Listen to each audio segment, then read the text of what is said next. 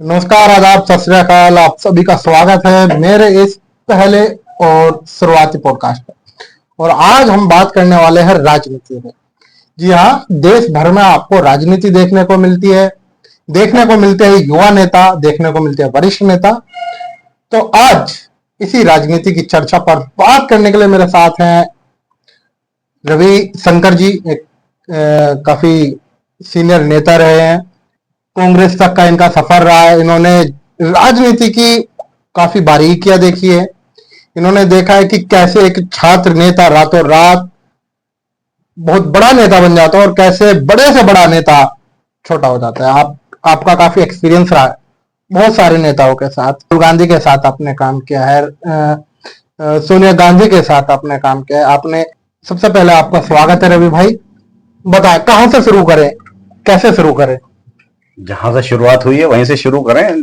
जब college time से राजनीति शुरू हुई। तो क्या था कॉलेज टाइम में, कैसे स्टार्ट हुआ, कैसे आपका इंटरेस्ट कैसे आया और कैसे फिर राजनीति में अब आपको लगता है कि किन लोगों को जाना चाहिए और किन लोगों को नहीं?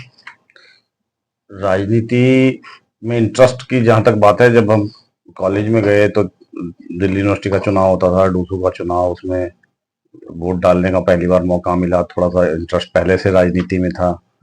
और इतना बड़ा चुनाव और इतना हाईलाइटेड चुनाव पूरे देश में जिसकी चर्चा रहती है और मीडिया उसको अच्छे से कवर करता है, मीडिया पूरा हाईलाइट करता है। तो उसके बाद हमारा भी आकर्षण राजनीति की तरफ और बढ़ा। दिल्ली में एनएसयूआई का डंका रहता था, अब एबीवीपी का। लेकिन क्या रहते हैं, कोई रातों रात काट देता है या फिर आपका ही नेता होता है वो काट देता है, या फिर कोई मतलब पैराशूट लैंडिंग होती है वो कर देता है। टिकट कटने के कई कारण होते हैं। कई पैराशूट लैंडिंग भी एक कारण है। दूसरा कारण है कि भाई संगठन के अंदर भी कई ग्रुप होते हैं, तो कभी आपका ग्रुप मजबूत होता है तो कभी दूसरा ग्रुप मजबूत होता है, तो अब आपके ग्रुप की कटाई छटाई शुरू हो जाती है। तो उसी मतलब जो बाद की चीजें हैं, पहले आपका ग्रुप मजबूत होना चाहिए।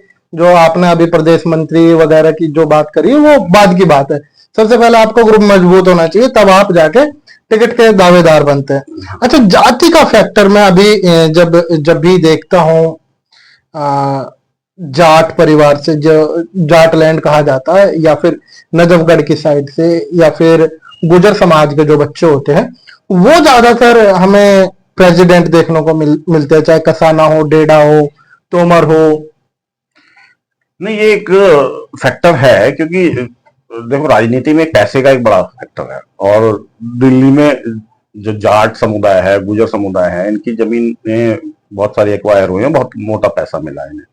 तो वो उस पैसे के दम पे राजनीति करते हैं, तो वो उसका बेनिफिट मिलता है। और राजनीति में पैसे का एक बड़ा महत्व है।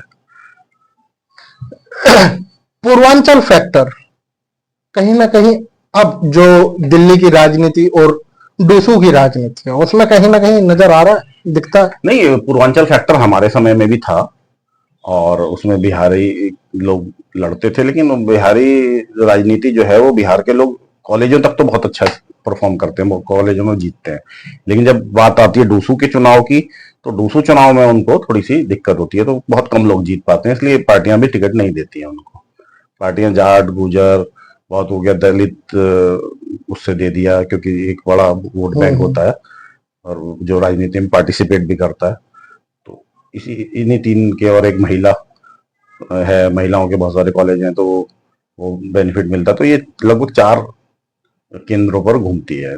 आपने राहुल गांधी को राजनीति में आते हुए देखा, कैसा था कि एक टाइम राहुल गांधी युवराज के नाम से संबोधित होते थे, लेकिन आज फिर एक टाइम वो आया, उन्हें नेग्लेक्ट कर दिया गया और पार्टीज की तरफ से उनके नाम के मीम्स बने। उस चीज को कैसे देखते हैं? आपने राहुल गांधी के साथ काम किया, तो वो कैसे आप राहुल गांधी के साथ जुड़े और कैसे अभी तक वो जो रिलेशन है वो चलता रहा? जैसा आपने बताया कि हमने एक दलित छात्र मोर्चा नाम से एक संगठन बनाया, उसके बाद चुनाव लड़ाया। तो उसमें एक हमारे सीनियर होते थे जितेंद्र बघेल जी, तो वो उस समय दिल्ली प्रदेश यूथ कांग्रेस के महासचिव होते। तो उनसे मेरा बहुत अच्छा संपर्क था। तो उसी दौरान राहुल गांधी की राजनीति में एंट्री हुई, आई थिंक करीबन 2008 में। 9 में सांसद बने थे। हाँ, 2008 में से राहुल जी की राजनीति में आगमन हुआ, और उस आगमन में उन्होंने सबसे पहला प्रोग्राम एक दलित यूथ पर उड़ीसा में रखा। तो उस कार्यक्रम के अंदर जितेंद्र बघेल जी का पार्टिसिपेशन हुआ, उनको, क्योंकि वो संगठन में थे, तो उन्होंने मेरे से सलाह मांगी कुछ चीजें, तो मैंने उनको कुछ नारे और कुछ और ऐसी चीजें, कुछ लिटरेचर डेवलप करके दिया, और कुछ डॉक्टर अंबेडकर का लिटरेचर उन्होंने प्रोवाइड किया, तो वो उन्होंने वहां पर उसमें इस्तेमाल किया। चलो, राहुल गांधी जी पे तो हम बाद में आएंगे। बात करते हैं जो राजनीति है, राजनीति से इन्फ्लुएंस होकर बहुत लोग जाते हैं, आप भी गए हो, और भी ऐसे भी लोग हैं जिन्हें राजनीति का रह नहीं पता होता लेकिन जाते हैं। बहुत से लोग सोचते हैं कि सिर्फ पैसे के दम पर राजनीति हो जाती है। कुछ लोगों का मानना होता है कि सिर्फ तेज बुद्धि होनी चाहिए, उसके साथ राजनीति हो जाती है। आप क्या मानते हैं? देखिए, राजनीति जो है एक सबसे जो है महंगा शौक है, ठीक है, और वो महंगा शौक होने के बावजूद नशा भी है। नशा है कह सकते हैं, लेकिन महंगा शौक होने के बावजूद भी आपको, जो आपके वोटर हैं, उनको अट्रैक्ट करने के लिए कुछ और भी चीजें चाहिए राजनीति में, कि आपके पास पैसा है और आप सबसे सोचो कि आप पैसा देके वोट खरीद सकते हो, तो वो संभव नहीं हो सकता। तो आपकी पर्सनैलिटी में कुछ आकर्षण होना चाहिए, आपकी वाणी में कुछ प्रभाव होना चाहिए, आपकी पर्सनैलिटी औरों से कुछ अलग होनी चाहिए, आपकी नॉलेज होनी चाहिए, भाषण वगैरह देने में आपकी नॉलेज का सब भाषण कला अच्छी होनी चाहिए। तो भाषण कला अच्छी होनी चाहिए। तो ऐसे बहुत सारी चीजें हैं जो राजनीति में एक मतलब राजनेता को परिपक्व और स्टेब्लिश बनाने में मदद करती हैं। तो एक चीज काम करे ऐसा नहीं है।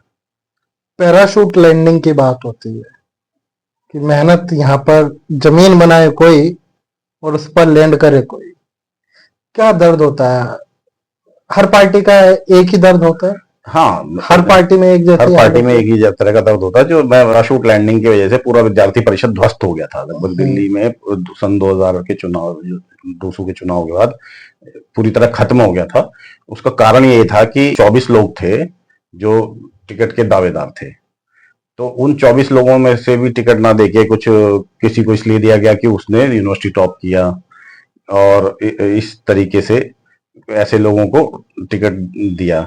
तो उसका एक विरोध हुआ, और विरोध होने के साथ साथ जो है लोगों ने उतनी रुचि से नहीं काम किया। भाई किसी भी मित्र को नहीं मिला टिकट, साथ के साथियों को नहीं मिला, तो लोग नाराजगी थी। तो नाराजगी में लोगों ने उतना अच्छे तरीके से काम नहीं किया, और बल्कि कहें तो छुप के हराने वाले तरीके से काम किया, तो उसको ये भी ज्यादा बेहतर हो सकता है। तो उसका परिणाम था कि सन 2000 में चारों सीटें विद्यार्थी परिषद पहली बार हारा। पहली बार हारा सन 2004 में, सन 2002 में। 2 में। राजनीति में अभी मैं देख रहा हूँ कि हर कोई संगठन बना रहा है, नए नए संगठन बना रहे हैं, इन्फ्लुएंस होकर बच्चे आते हैं, आने के बाद वो नेताजी के प्रिय हो जाते हैं। हालांकि मीम भी बनते हैं उनके कि आज नेताजी के साथ हमने ये किया, आज वो किया।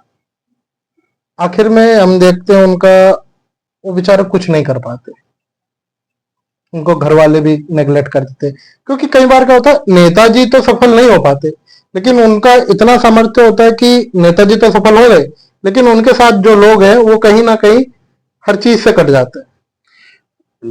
बिल्कुल, देखिए आप, जो है वो सीटें जो हैं वो सीमित हैं, और उनके जो प्रयास करने वाले लोग बहुत ज्यादा हैं, तो सबको सारी सीटें मिल जाएं ऐसा तो संभव है नहीं। लेकिन ये है कि आपने जिनके साथ मदद की, वो लोग आपके साथ बाद में खड़े हो रहे हैं या नहीं हो रहे। वो उनका काम निकल गया और वो आपको पीछे छोड़ के आगे निकल गए। तो आपको सबसे पहली बात अपना गुरु चुनने में, जो राजनीतिक जिसका आप सहयोग कर रहे हो, उसमें भी बड़ा सावधानी बरतनी चाहिए। नहीं तो राजनीति में बहुत लोग कि कौन तुम्हारा यूज कर रहा है और कौन तुम्हारा शोषण कर रहा है और कौन तुम्हें आगे बढ़ा सकता है। तो इसकी पहचान कैसे हो?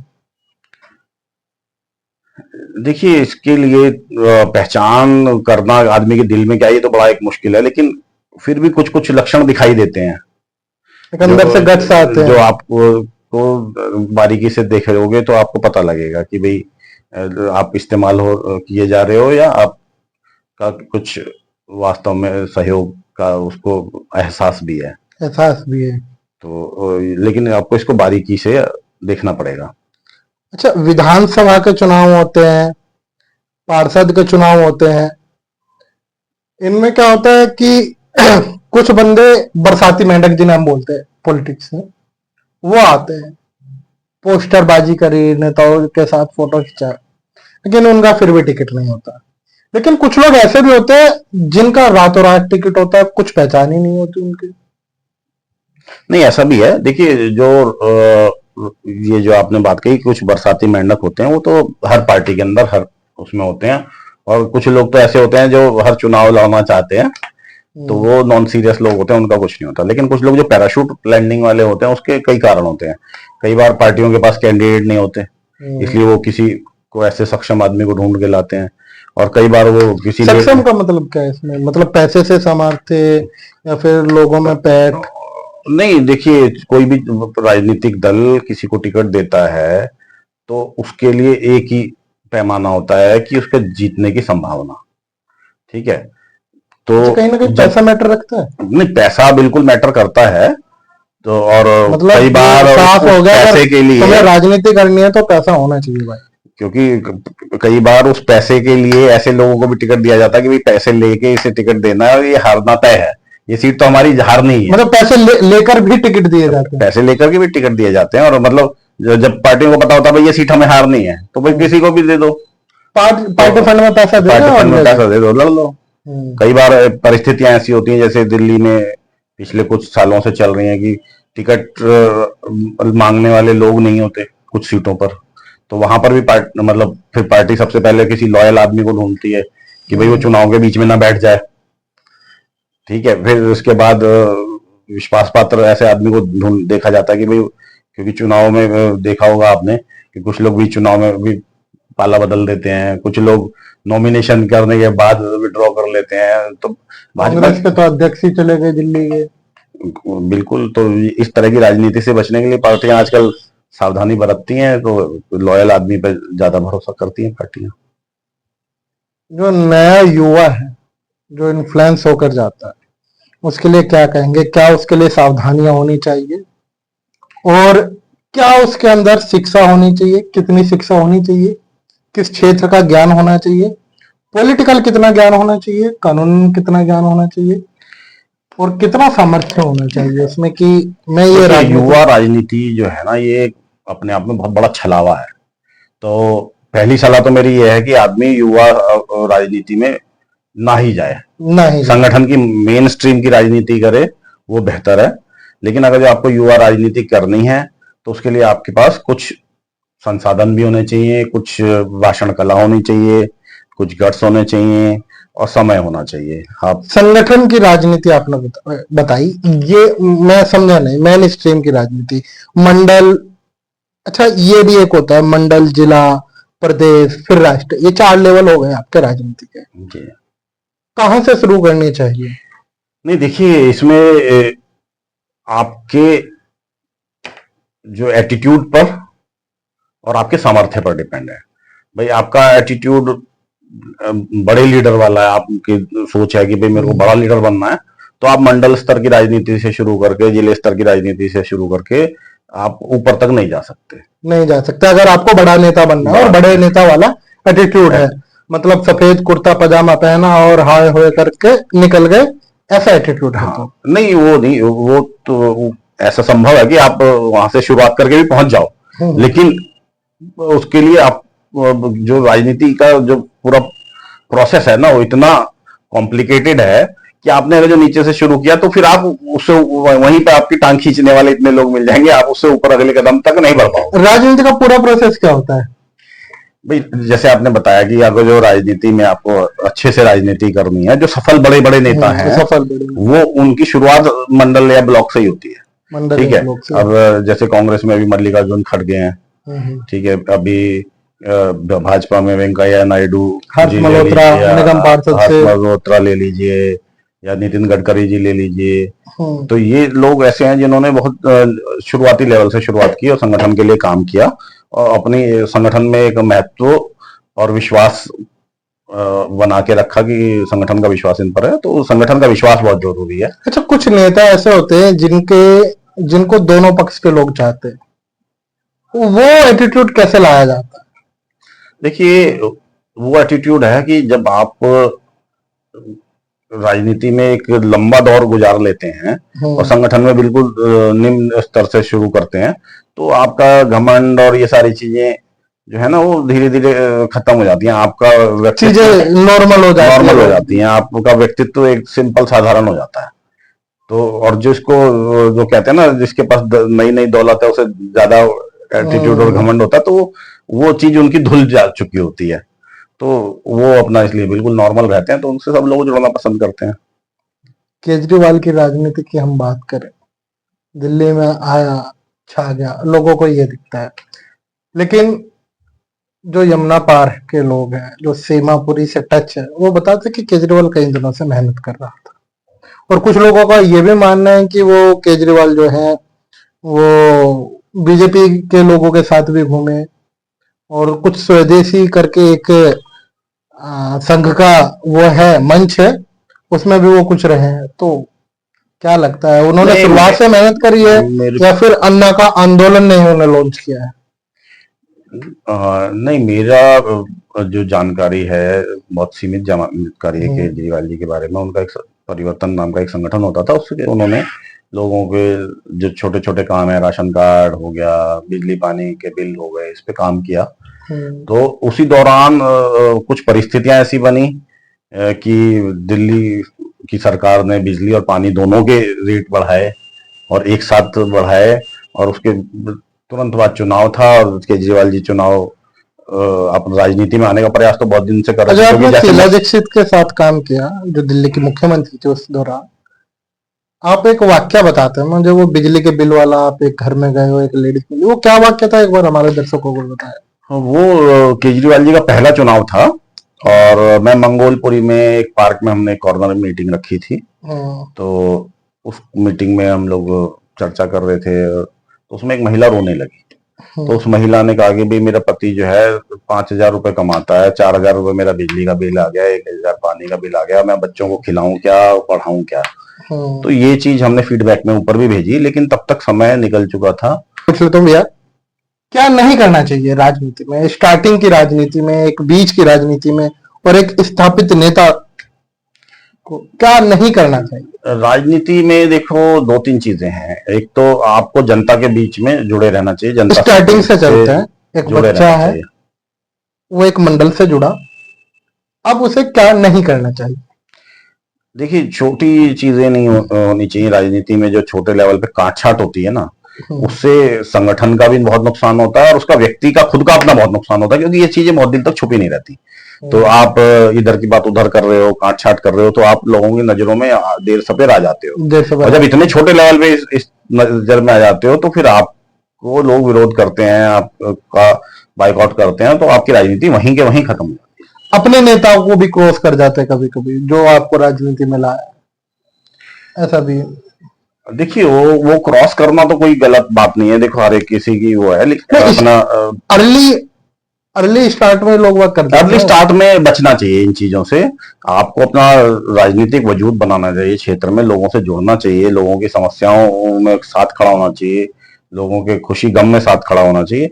तो आप धीरे धीरे नेता बनते हो। आप सोचो कि कोई शॉर्टकट और ऐसा है राजनीति, एक दिन का खेल नहीं, राजनीति एक दिन का खेल नहीं है, लंबा समय लगता है। मैंने ये आपने बताया हमें कि स्टार्टिंग एज में क्या नहीं करना चाहिए। स्टार्टिंग एज में हमें इधर की उधर बातों से, क्रॉस करने से ये बचना चाहिए।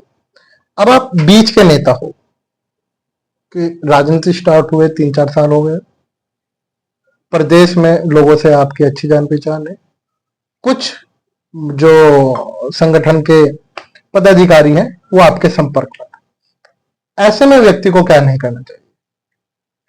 ऐसे में व्यक्ति को बहुत सावधान रहना चाहिए, क्योंकि ये वो लेवल है कि आप यहां से फिसले तो फिर वापस जीरो पर आ जाना है।